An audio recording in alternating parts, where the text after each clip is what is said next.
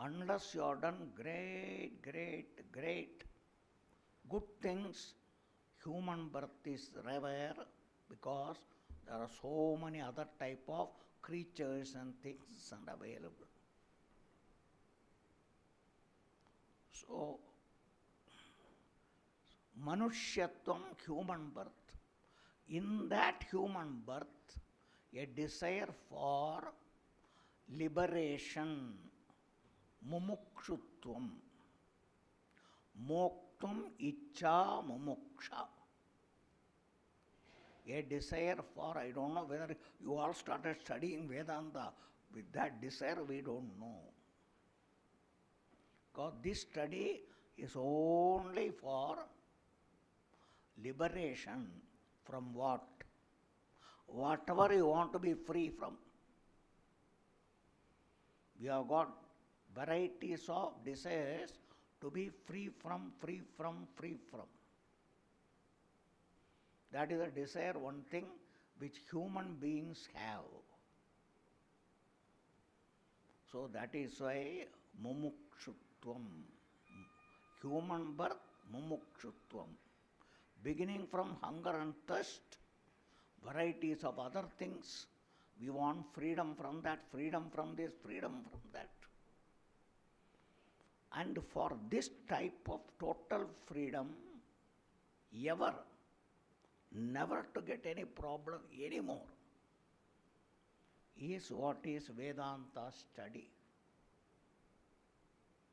For that only you should get a very good teacher. Very good teacher. That is what is called Mahapurusha Samshraya. In that Mahapurusha Samshraya, you will see in the Upanishads varieties of people teaching. That's why when we chant, we always chant so many people's name and then come to our teacher particularly. So that is why connecting all with all the things and we putting forth effort for that is something which is given by blessings of God. So it's called Daiva Anugraha Hetukam. It is because of God's blessings to you, for you have done, may have done many prayers in this birth or any birth. So at a particular time, God connects you to that. This is what Shastra says. You may have put forth effort. That's why we are not having the desire when we are 16 years old. Shankaracharya had it at the age of 8 years. Understand? You are seeing in the Kathopanishad, Nachiketa, at what year he is having. So, like that, for us to get even now, it is something God's grace. So, when we get such a rare thing, why Shankaracharya says that is for us to put forth maximum effort. What is gained rarely, one should always understand its value and put effort. And in Vedanta, the effort may be there for studying Sanskrit and this and that. But what is very important is to understand who am I. That is the main topic of Vedanta. That is what is repeated in the teaching, Tat Tvam Asi. What is the teaching? You are that. What? What you want. I want to be free from everything. You are free. Your realities, you are ever free. That is every day you are getting when you sleep. whatever trouble we may have had, or we may have physical, mental, let it be. But if we sleep, whether with sleeping dose or anything, any problem? We don't know. But are you there or not? If you are not there, you will be taken to the cremation ground. That's why the real we is told, if you have studied Vedanta up to now, it would have been told, Avastatraya Sakshi Satchidananda Swarupa San Yattishtati Sa Atma. What is Atma? Who is always one uninvolved and always witnessing whatever is going on. That is what is your reality. Waking state, dream state, sleep state. The three states, in that whatever happy, unhappy, trouble, everything going on, the real you is uninvolved, just there. The witnessing is not by will, it's nature. It is this light.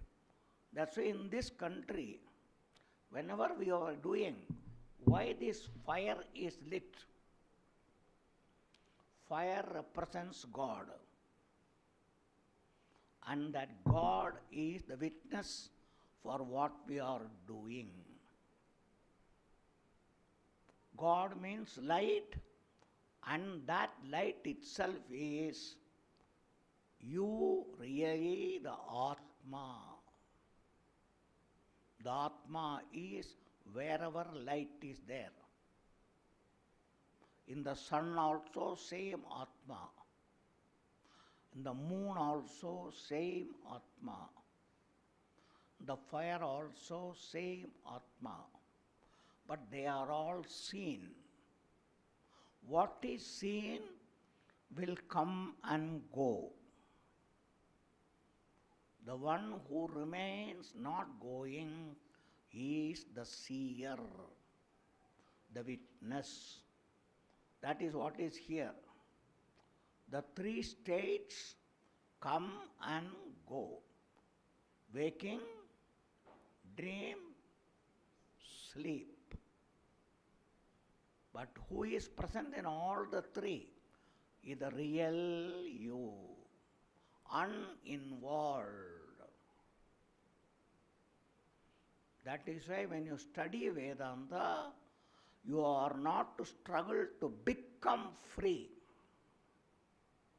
The knowledge here is you are ever free. Nitya muktaha, nitya shuddhaha, nirashrayaha is your reality.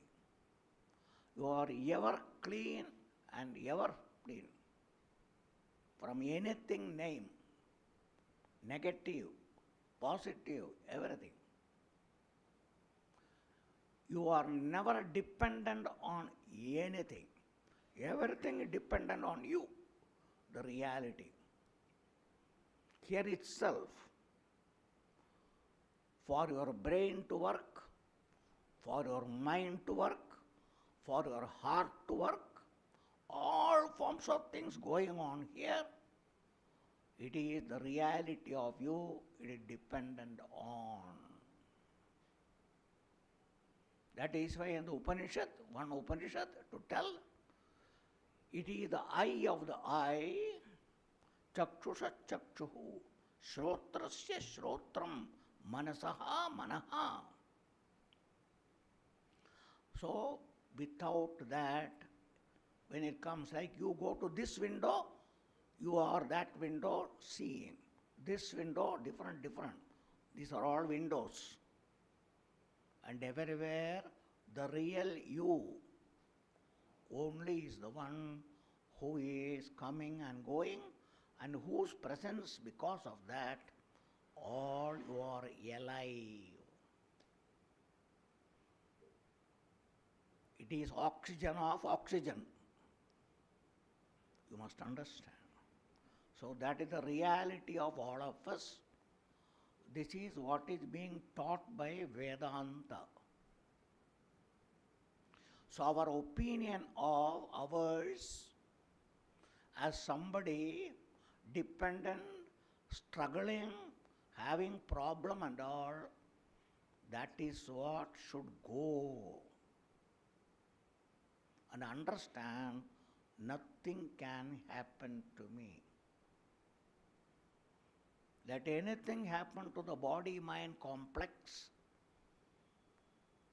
it cannot touch me. I am ever free. Nitya Muktaha, Nitya Shuddhaha.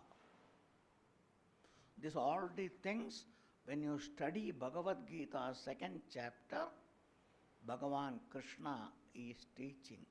Sharirastopi kaunteya na karoti na lipyate. Sharire hanyamane na hanyate. So these are all the things Bhagavan tells.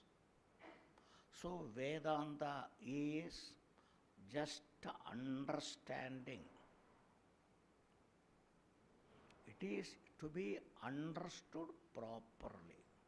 You may write, you may record, but what is necessary is it should come the understanding as to what is my reality. This is what the text first reader, which is generally taught in Vedanta, Tattva Bodha. Tattva means the reality. Awakening to that is called that book. So there is a question answer like, it is asked Tattva Viveka Kaha. What is the discrimination of the reality?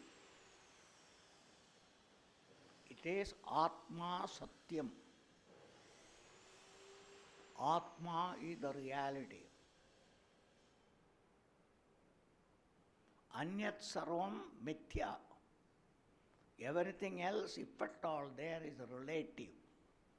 Looks like real, but it's relative. The next question student asks, okay, what is this Atma? Atma kaha? Then it comes at your level. Sthula Sukshma Karana Sharirat Vyatiriktaha. It is distinct from the gross, subtle, causal body.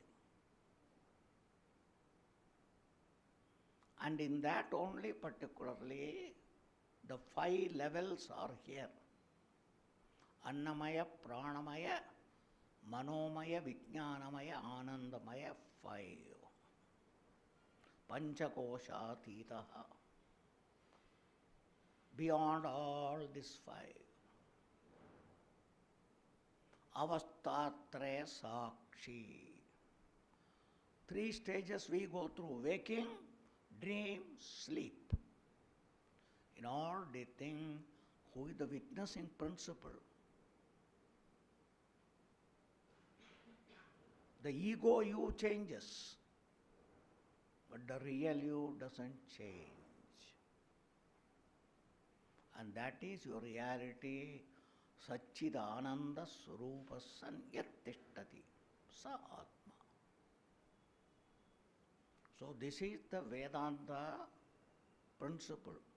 This itself, in different Upanishads, different students ask different questions. From that standpoint, that is asked. That's why there is one Upanishad which may be taken to you. It is called Kena Upanishad. Means question is Kena. The student is asking, by what? Because of what? The mind is functioning. The eyes are functioning. So it is said, it is the mind of the mind. When it is with the mind, it looks like mind. When it is in the ice, it looks like ice. That's why when you want to come to the ice, not anywhere else, totally focused here only. Then you shift to the ears, shift to the mouth. This is what we are all doing. That's why we are none of them, but we are all of them. Hence, their problem is not your problem. Because of this, you should understand you are ever free. That's why here, if it is a becoming free, is only by just understanding. No other process of change. You have to understand the difference between your understanding of yourself, worldly way, and what is the reality you. That's all. Worldly way, human, because we are seen from this body standpoint. In that also male, female, that and all varieties. But none of them is your reality. None of them is your reality. But you are the truth of everything.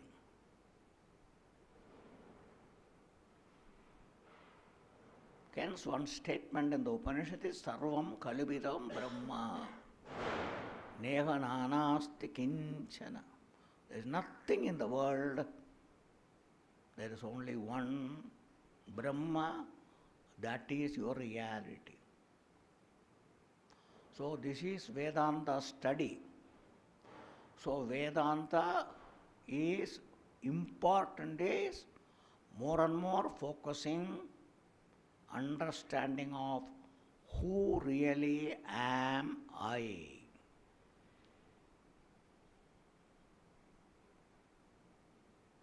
Though you have to study Sanskrit, you have to listen to so many things what are doing.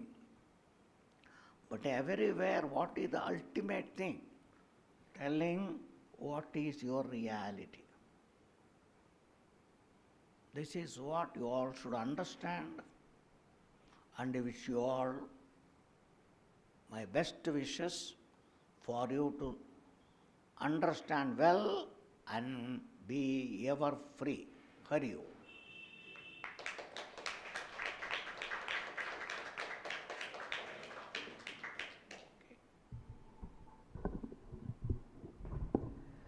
We thank very much Swamiji for his thoughtful and wonderful address. Thank you, Swamiji.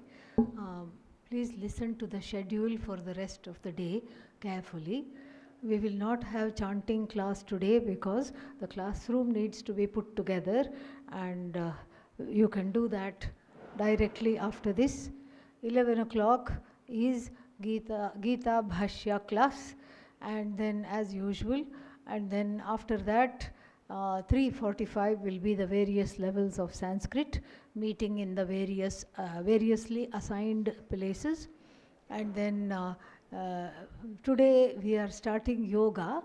Who is teaching yoga today? Yeah, make yourself known. This is Tripura. She may look small, but she packs a punch in the classes, okay? So yoga is at 5 o'clock in our previous classroom. So that is there. And then 8 o'clock is satsang. Actually, from today onwards, as much as possible, we will be doing Panchadashi, chapter 1. Some people have not been attending the satsang